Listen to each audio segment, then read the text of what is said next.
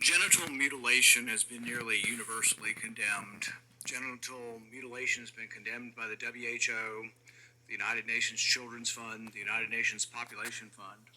According to the WHO, genital mutilation is recognized internationally as a violation of human rights.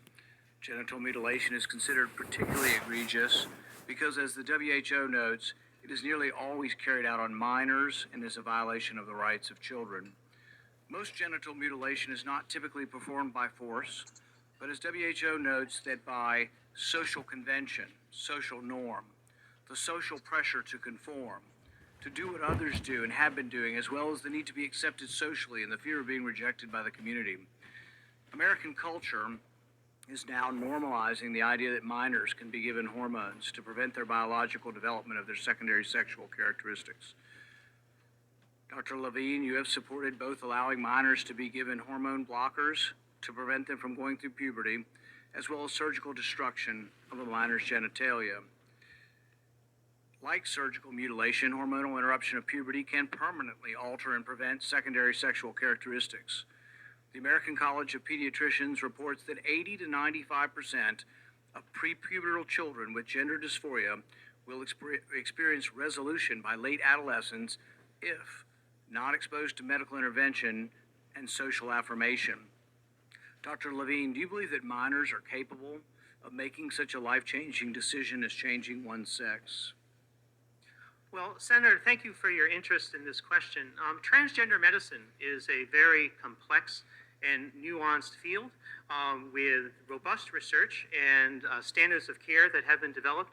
And if I am fortunate enough to be confirmed as the Assistant Secretary of Health, I would look forward to working with you and your office and coming to your office and discussing the particulars of the standards of care for transgender medicine. The specific question was about minors. Let's be a little more specific since you evaded the question.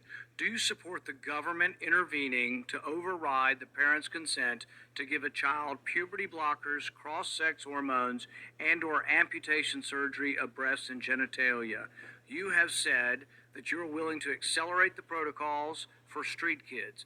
I'm alarmed that poor kids with no parents who are homeless and distraught, you would just go through this and allow that to happen to a minor. I would hope that you would have compassion for Kira Bell, who's a 23-year-old girl who was confused with her identity. At 14, she read on the internet about something about transsexual. She thought, well, maybe that's what I am. She ended up getting these puberty blockers, cross-sex hormones. She had her breasts amputated. But here's what ultimately she says now. And this is a very insightful decision from someone who made a mistake but was led to believe this was a good thing by the medical community. I made a brash decision as a teenager, as a lot of teenagers do, trying to find confidence and happiness, except now the rest of my life will be negatively affected, she said, adding that the medicalized gender transitioning was a very temporary, superficial fix for a very complex identity issue. What I'm alarmed at is that you're not willing to say absolutely minors shouldn't be making decisions to amputate their breast or to amputate their genitalia. For most of our history, we believe that minors don't have full rights and that parents need to be involved. So I'm alarmed that you won't say with certainty that minors should not have the ability to make the decision to take hormones that will affect them for the rest of their life. Will you make a more firm decision on whether or not minors should be involved in these decisions? Senator, transgender medicine is a very complex and nuanced field, and if confirmed to the position of Assistant Secretary of Health, I would certainly be pleased to come to your office and talk with you and your staff about the standards of care and the complexity of this field. Let it go into the record that the witness refused to answer the question. The question is a very specific one. Should minors be making these momentous decisions? For most of the history of medicine, we wouldn't let you have a cut sewn up in the ER, but you're willing to let a minor take things that prevent their puberty, and you think they get that back? You give a woman testosterone enough that she grows a beard, you think she's going to go back looking like a woman when you stop the testosterone? You have permanently changed them. Infertility is another problem. None of these drugs have been approved for this. They're all being used off-label. I find it ironic that the left that went nuts over hydroxychloroquine being used possibly for COVID are not alarmed that these hormones are being used off-label. There's no long-term studies. We don't know what happens to them. We do know that there are dozens and dozens of people who've been through this who regret that this happened and a permanent change happened to them. And, if you've ever been around children, 14-year-olds can't make this decision. In the gender dysphoria clinic in England, 10% of the kids are between the ages of 3 and 10. We should be outraged that someone's talking to a 3-year-old about changing their sex. I can't vote for you if you can't. Thank you so much, Senator Paul. Senator Levine, thank you for answering the question. I will turn to Senator Baldwin. Now, she did not answer the question because it is no, I don't believe, or yes, I do believe. Because it has been programmed to believe that it is okay.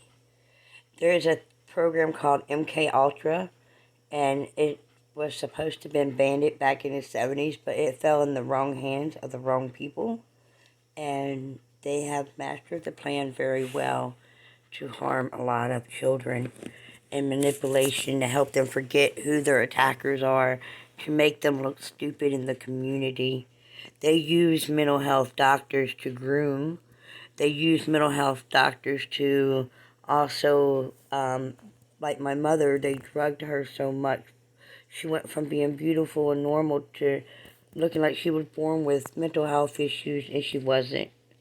So these people are very evil, and I hope y'all pay attention to what's going on in our country as well as around the world. And at this point in time, I had 30 days to remove Andrew Fofo Gillich from Biloxi to prison because he should not be sitting where he is any longer. His family has been raping children ever since I was a child. I was a child being sexually abused by this family, beaten until I was deaf. And it is time for him to be removed. His family is nothing but human trafficking pieces of crap. They have been recording sex with children, drugging children, and it says something about witchcraft or one of those. I didn't know about that part. But, our Father is making these things known. He's given us eyes to see. Just ask for the eyes to see, and you will see what is right in front of you. Much love.